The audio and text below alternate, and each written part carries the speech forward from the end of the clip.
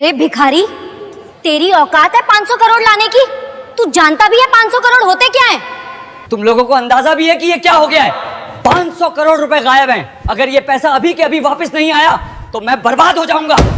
अगर कोई 500 करोड़ रुपए वापस ले आया तो मैं उसे 10 करोड़ रुपए इनाम दूंगा। सुबह के ठीक 7 बजे थे।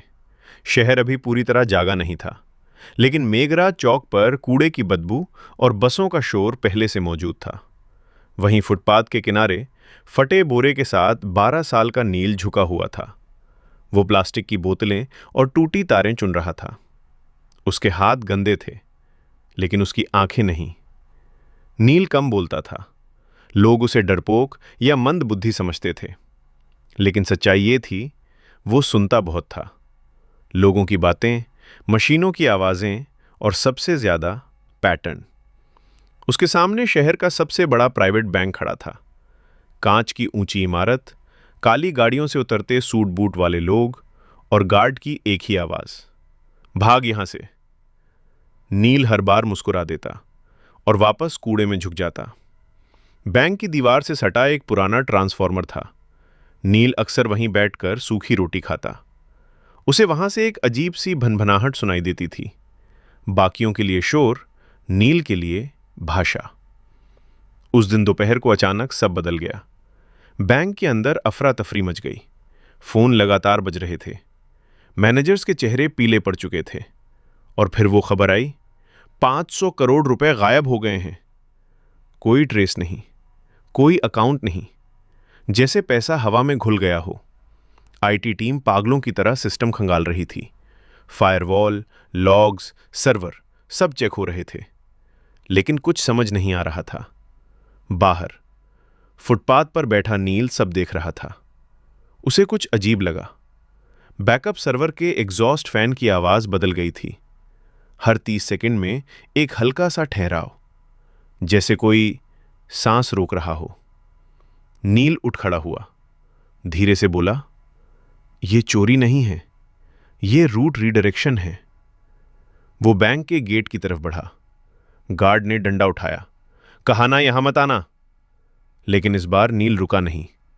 उसने पहली बार आंखों में देखकर कहा, साहब, पैसा अभी भी यहीं है। उसी वक्त अंदर से राधिका मेहता बाहर आई, सीनियर ऑपरेशंस मैनेजर। क्या कहा तुमने? नील शांत था। पैसा बाहर नहीं गया, सिस्टम ने खुद रास्ता बदला है। 3 घंटे में सब मिट जाएगा। कुछ पल की खामोशी। फिर राधिका ने कहा, इसे अंदर आने दो। पहली बार नील बैंक के अंदर गया।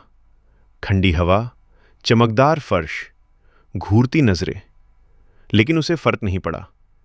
आईटी फ्लोर पर स्क्रीन पर लाल नीली लाइनों का तूफान था। आईटी हेड चिल्लाया, यह मजाक नहीं है।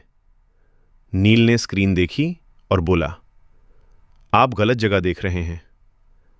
कमरे में सन्नाटा। नील ने टाइम स्टैम्प की ओर इशारा किया। हर ट्रांजैक्शन से पहले समय पीछे जा रहा है। यह चोरी नहीं, सिस्टम ट्रैप है। धीरे धीरे सबको समझ आने लगा। पैसा चोरी नहीं हुआ था, सिस्टम ने खुद छुपा लिया था। हमें कंप्यूटर चाहिए, नील बोला। उसे लोकल मशीन दी गई। उसकी उंगलियां कीबोर्ड पर चलीं। कोई जल्दबाजी नहीं, कोई दिखावा नहीं। कुछ ही सेकंड में स्क्रीन पर डेटा फ्लो का नक्शा खुल गया। यहीं फंसा है पैसा। लेकिन यहां कोई अकाउंट नहीं है, आईटी हेड बोला। नील मुस्कुराया, क्योंकि यह अकाउंट नहीं, सिस्टम का बनाया हुआ खाली कमरा है।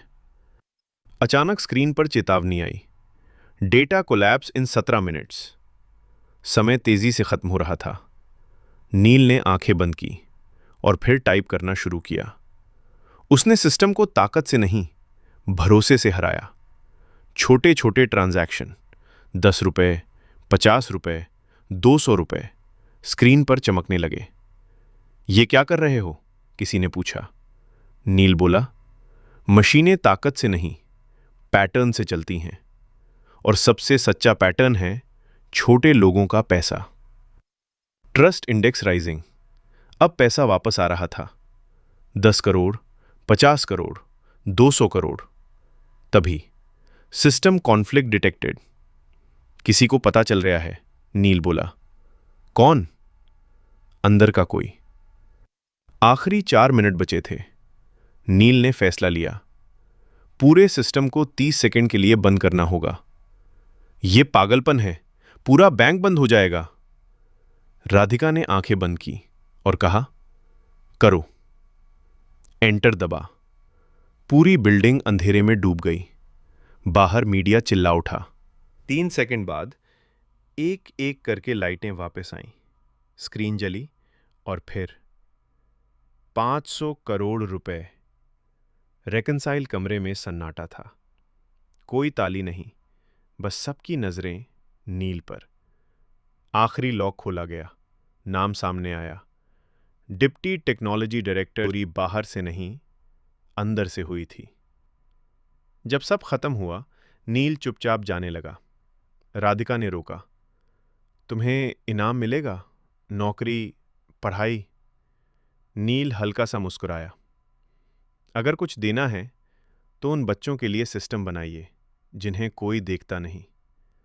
वो चला गया, वहीं अपने फुटपाथ पर। अगले दिन शहर बदल चुका था। पोस्टर लगे थे, अगर आप नील को जानते हैं, हम उससे मिलना चाहते हैं। लेकिन असली बदलाव तब हुआ जब सिस्टम ने पहली बार पूछना सीखा, जज करना नहीं। एंड नोट: अगर आपको ये कहानी पसंद आई हो तो लाइक ज़रूर करें और ऐसे ही दमदार स्टोरीज के लिए चैनल को सब्सक्राइब करें। कमेंट में ज़रूर बताइए आप किस शहर से देख रहे हैं।